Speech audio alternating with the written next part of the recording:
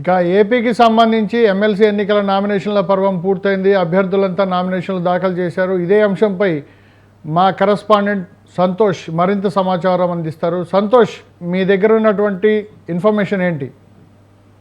శేఖర్, ఏపీలో ఎమ్మెల్యే కోట ఎమ్మెల్సీకి సంబంధించినటువంటి 5 స్థానాలకి అయితే కనుక ఈ రోజు నామినేషన్ ప్రక్రియ అనేది ముగిసింది. ఇటు టీడీపీ నుంచి 3 ఎమ్మెల్సీ అభ్యర్థులు నామినేషన్ దాఖలు చేయగా, అదేవిధంగా ఇటు జనసేన నుంచి ఒక అభ్యర్థి, ఇటు బీజేపీ నుంచి సోము వీర్రాజు అయితే నామినేషన్ దాఖలు చేయడం జరిగింది. ఇక దీనికి సంబంధించి స్క్రూటినీ అనేది కూడా జరిగిన అనంతరం కూడా వీరిక శాసన మండలి పెద్దల సభలోకి అడుగు పెట్టబోతున్నట్టు కూడా తెలుస్తోంది. ఎన్నికలకి ఇటు కూటమిలో ఉన్నటువంటి అందరికీ కూడా ఏదైతే ఇటు ఎమ్మెల్సీకి సంబంధించినటువంటి స్థానాలు అనేవి కూడా కేటాయింపులు జరిగినట్టు కూడా తెలుస్తోంది.